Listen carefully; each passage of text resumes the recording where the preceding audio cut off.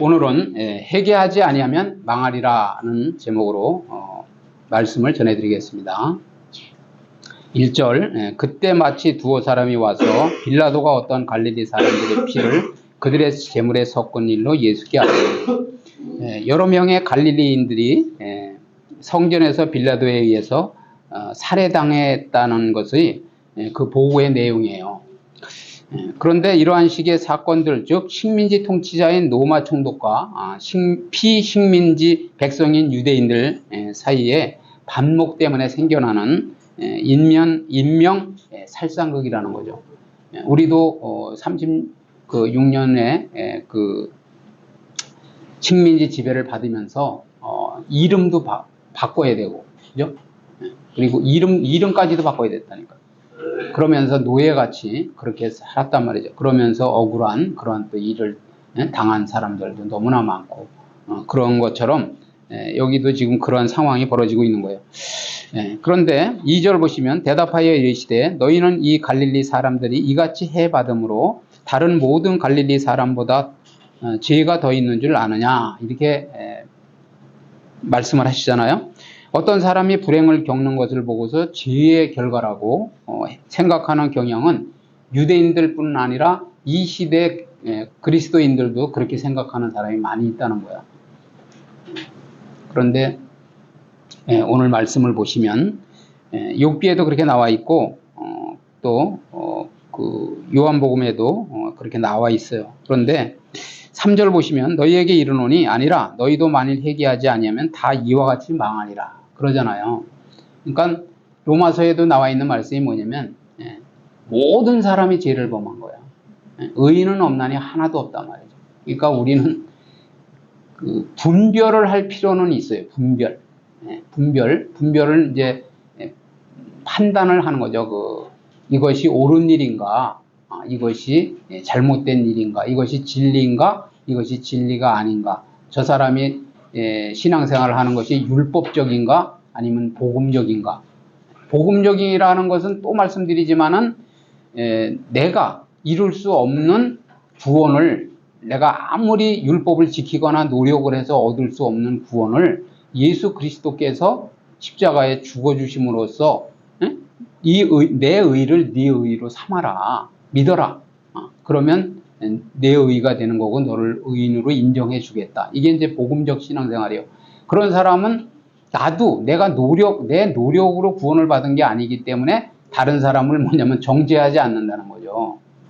그런데 내가 율법적인 사람이야. 아주 그냥 뭐 하나 잘못된 게 있으면 용서가 없어. 그리고 율법의 모든 것을 막 그냥 다른 사람에게 강요를 해. 그러면서 그런 신앙생활을 한다는 것은, 그러니까 자기의 의로, 자기의 노력으로 구원을 받으려고 하는 사람은 그게 이제 율법적 그 신앙이네요. 그런 사람은 결국은 잘못 살고 있는 거잖아. 그런데 그런 것을 우리가 알아야 된다라는 거죠. 그래서 오늘 말씀도 아니다라는 거예요. 아니라 너희도 만일 회개하지 아니하면 다 이와 같이 망하리라. 그러니까 우리는 하나님 앞에 내가 의로워서 의롭다고 인정하신 것이 아니기 때문에 우리는 항상 우리 집사님이 기도하셨지만 그 회개에 빨라야 돼. 회개. 지난주에도 말씀드렸지만 영적인 회개든 육적인 회개든 회개에 빨라야 돼. 저도 그걸 듣고 이제 또 이렇게 회개하게 되는 거예요. 그래서 아니라, 이거는 우키라고 그래요. 우키. 아니라고 하는 그 단정적인 부정의 표현은 유대인들의 고정관념, 그죠? 즉 그 재난이 죄의 결과다, 그렇게 그 생각하는 그 종교적 편견을 부정하는 거라는 거예요. 부정. 아니라는 거예요. 그렇게 말씀하시는 거예요. 너희도 마찬가지라는 거야. 그러니까 그 어떠한 그 재난이나 불행이 죄의 결과만은 아니다. 그러니까 하나님께서 허락하신 그러한 하나님의 영광을 위해서 재난이나 불행, 그 고난을 허락하는 경우도 있다라는 거예요. 제가 말씀드리지만은 우리를 더 귀한 그릇으로 또 잘못되지 않게 하기 위해서 내버리는 게 아니라 그냥 자식이 잘못을 하면 내버려 두는 게 아니라 매질을 한다는 거예요. 매질을. 그리고 또 더 큰 그릇으로 쓰시기 위해서 뭐냐면은 고난을 허락하시는 거예요. 그래야 다른 사람의 아픔과 다른 사람의 형편과 처지를 이해할 수 있는 사람이 되는 거예요. 내가 고난을 당해보지를 않았어. 한 번도. 뭐, 배도 고파보지도 않았어. 인간관계 때문에 힘들어보지도 않았어. 그러면 어떻게 그 사람, 만약 그런 사람은요, 온실안의 화초 같은 거야. 온실 속에서만 기르는 화초. 그래서 그냥 바깥에 내놓으면 하루만 그 영하 막 5도 이렇게 되는데 내놓으면 그냥 얼어 죽어버려요. 그런데 바깥에 있는 푸른 막 시베리아 사막에도 어쨌든 막 땅속에 있다가 또 이렇게 다시 살아 올라오고 이러잖아요.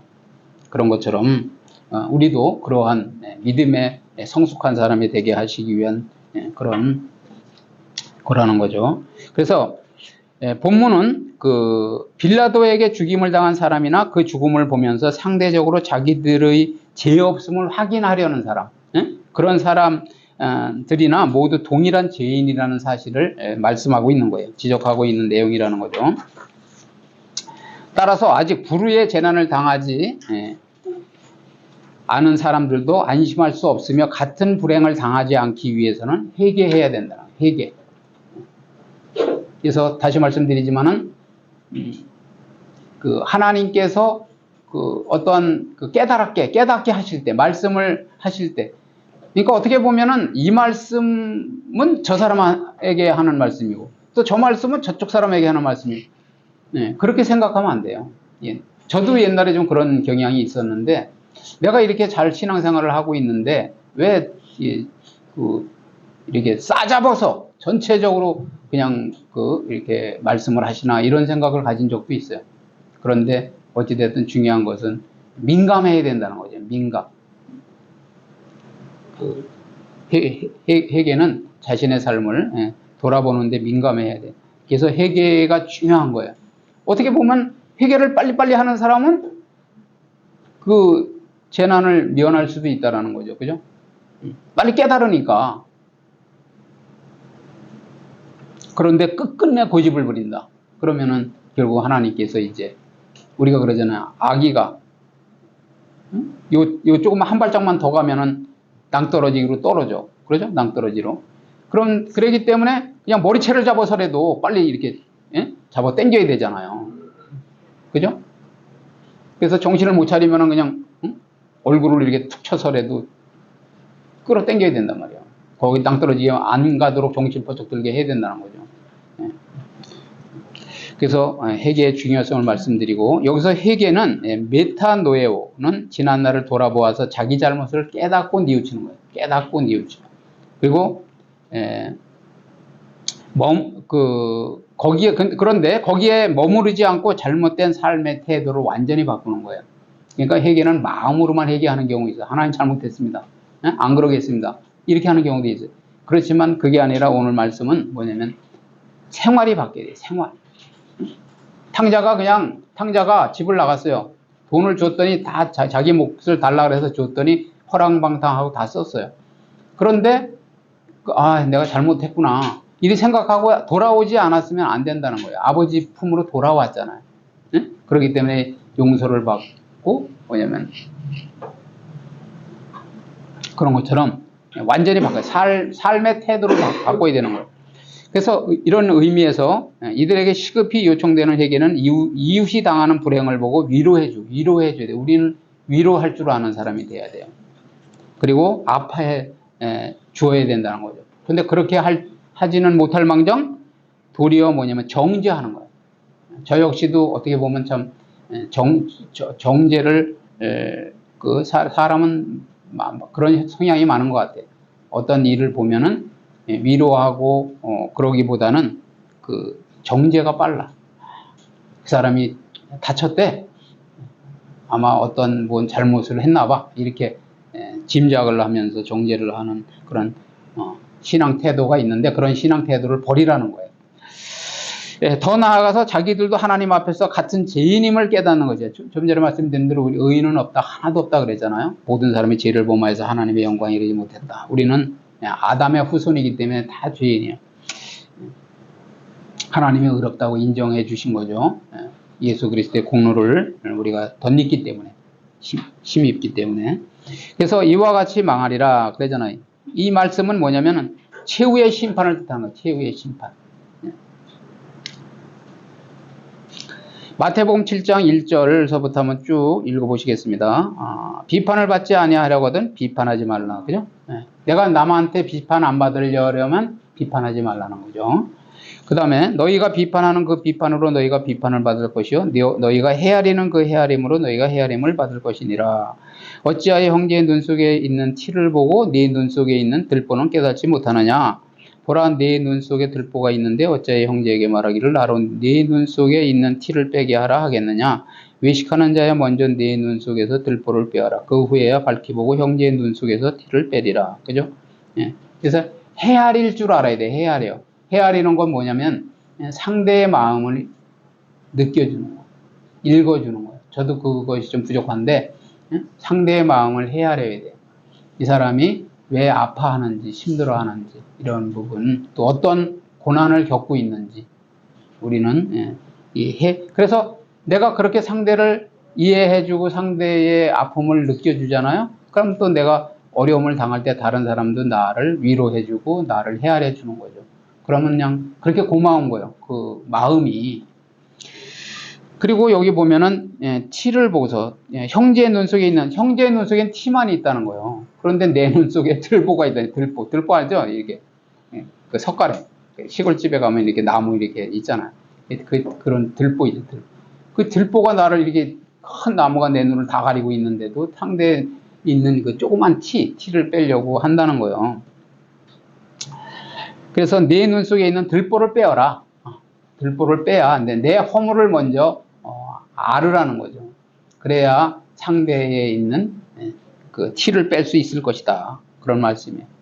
나에게는 티가 아니라 커다란 들보가 있는데도 들보는 보지를 못하고 남의 티만, 험만 잡으려고 하면. 그래서 좀 전에도 말씀드렸지만 우리가 율법적인 신앙생활을 하지 않고 이해하고 수용하고 그리고 사랑하는 그게 이제 복음적 신앙생활이에요. 저도 많이 변한 거예요. 많이 엄청나게 변한 거라니까요. 그런데 앞으로도 엄청 또 변해야 되겠죠.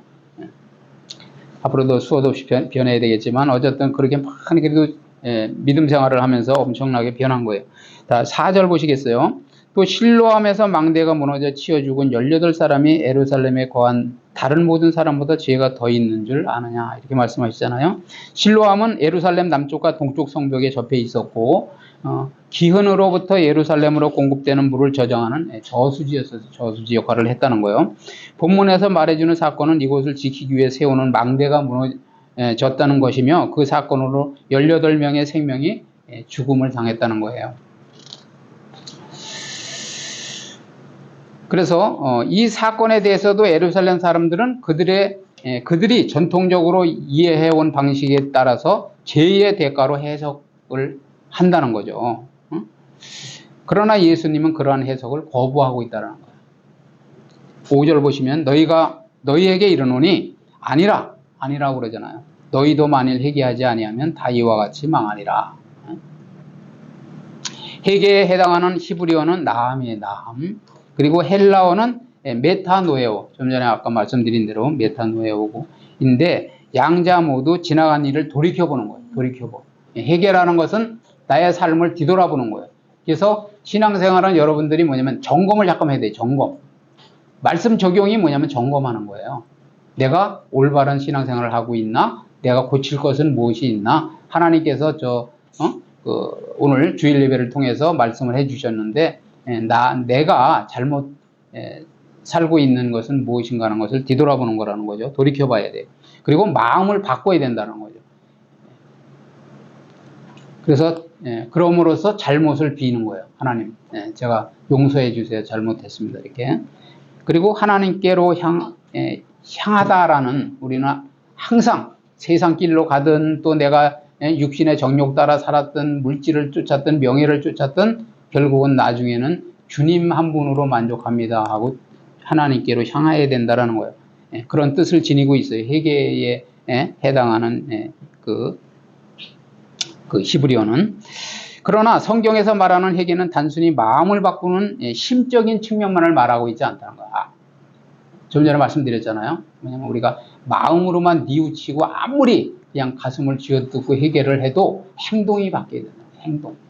근데 아마 참 하나님은 그런데 단계가 있는 것 같아요. 단계. 사람이 변화가 되는 데는 옛날에도 그런 말씀을 드렸지만 그냥 큰 은혜를 받고 정말 사람이 그냥 아주 180도 달라지는 사람도 있어요. 근데 되게 제가 신앙생활을 해보니까 계단을 올라가듯이 한 단계씩 변하더라고요.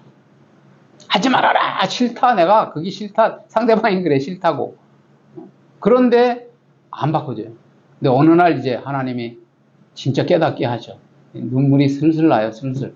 그러면 그때는 이제 뭐 그냥 저절로 바꿔진다. 바뀌어요. 그 하나님이 해주시는 거예요, 정말. 그래서 우리는 뭐냐면 심적인 측면만을 의미하는 것이 아니라 회개는 하나님께 대한 인간의 태도가 근본적으로 바꿔지는 거예요. 근본적으로. 그러니까 하나님이 섭리하시면 바뀝니다. 인격이 변해요. 가치관이 변하고 인격이 바뀐단 말이에요. 그래서 정말 하나님의 주님의 향기를 발할 수 있는, 주님의 편지의 역할을 할 수 있는 사람으로 우리가 변화돼서 그렇게 회개하는, 그래서 뭐냐면 열매가 맺히는 거예요, 열매. 오늘 말씀도, 그러므로 예수님의 회개 메시지는 생활의 변화돼야 돼요, 생활이. 그 삶 속에서 회개에 합당한 열매를 맺어야 한다는데 초점이 맞춰져 있는 것이라는 거죠. 이런 게 있어요. 가족 중에 전도가 안 돼. 보니까 뭐냐면, 신앙생활을 하는 아들이나, 예를 들어서, 아내나 남편이나 가족이 신앙생활을 몇십 년을 해요. 그런데 아무리, 자기는 교회 안 나가면서 아무리 옆에서 지켜봐도 변화가 안 돼. 그러니까 하나님이 정말 살아계시냐? 살아계시다면 저렇게 하겠느냐? 이렇게 이제 반문을 하면서 쉽게 얘기해서 전도가 안 된다는 거예요. 그래서 우리가 뭐냐면 회개에 합당한 열매가 있어요, 열매. 그래서 갈라디아서 5장 22절에 보시면 같이 읽어보시겠어요? 22절, 23절. 오직 성령의 열매는 사랑과 실학과 화평과 오래 참음과 자비와 양성과 충성과 온유와 절제니 이 같은 것을 금지할 법이 없느니라. 다 아시죠? 네? 사랑. 그죠? 사랑의 은사가 있어야 돼요, 우리. 실학, 기쁨. 그죠? 화평. 네. 화평해야 돼. 내가 가는 곳에는 다 뭐냐면 전쟁이 그치고 뭐냐면 화평해야 돼.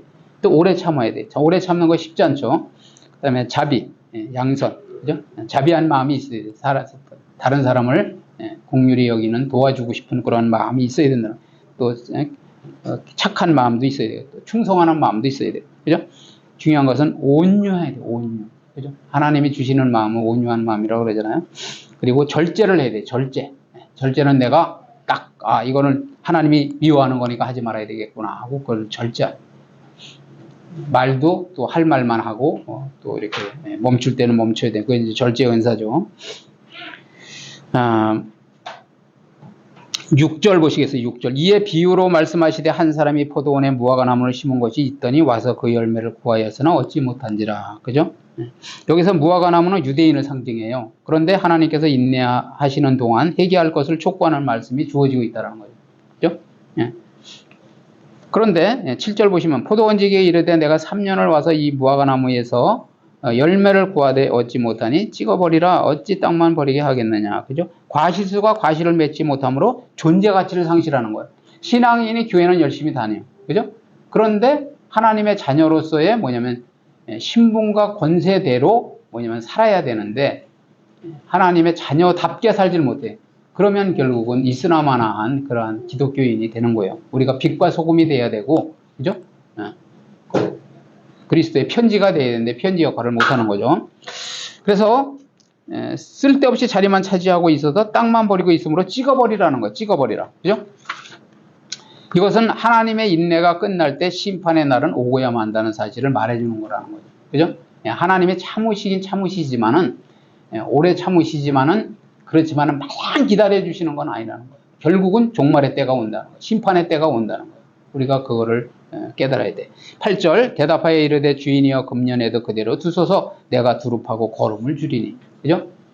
조금 더 뭐냐면 참아달라는 거예요. 그러면 거름을 주고. 그죠? 그래서 이 말씀은 형편없는 이스라엘 백성들에게 특별한 정성을 쏟음으로써, 그죠? 그래도 끝까지 그 멸망당하는 것을 명쾌하려고 끝까지 희망을 버리지 않는 모습을 보여주고 있으며, 유대인들의 제약에도 불구하고 예수님의 궁극적 관심은 심판에 있는 것이 아니라 구원에 있음을 보여준다는 거예요. 그러니까 우리가 하나님이 우리에게 원하시는 마음은 뭐냐면 멸망받기를 원하는 게 아니라 구원받는 거예요. 구원.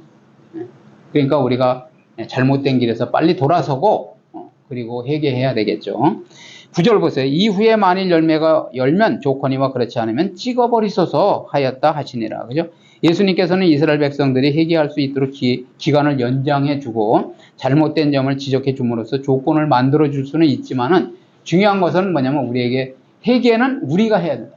우리가. 하나님께서 여러 가지 고난을 주시기도 하시지만은 내가 그것을 깨닫고 해결을 해야지. 그죠? 끝끝내 고집을 부리는 하나님도 못 멀려요. 그래서 해결을 하느냐 안 하느냐의 결정은 개인의 주체적 판단에 의했다는 거예요. 개인의 주체적. 내가 회개 할 거냐 말 거냐 하는 것은 내가. 그래서 신앙생활은 결단이에요. 결단. 제가 항상 말씀드리잖아요. 내가 예배를 위해서 오늘 돈 버는 걸 포기하겠다. 여행 가는 걸 포기하겠다. 등산 가는 걸 포기하겠다. 아무것도 아닌 것 같지만 내가 수요 예배를 오늘서부터 이제 이번 달부터 수요 예배를 드리겠다. 이렇게 결단을 해야 된다는 거예요. 자,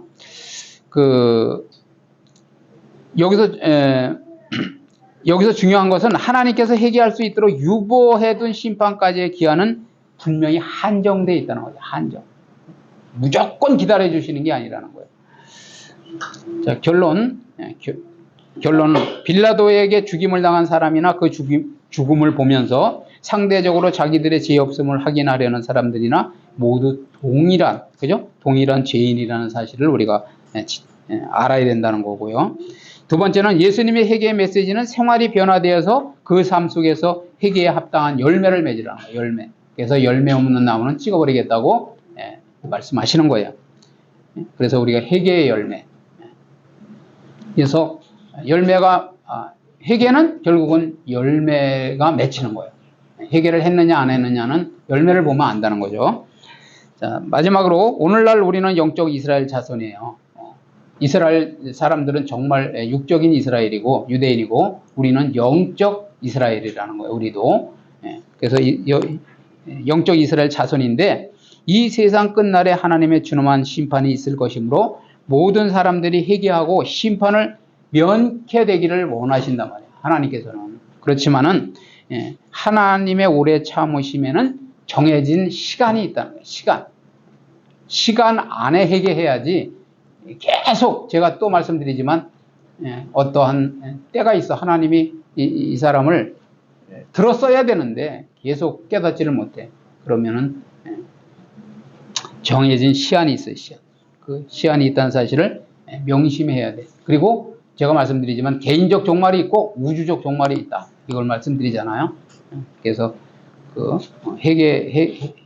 회개할 기회를 잘 우리가 찾아서 회개함으로써 하나님 기뻐하는 삶을 사시기를 주님의 이름으로 축복을 드립니다.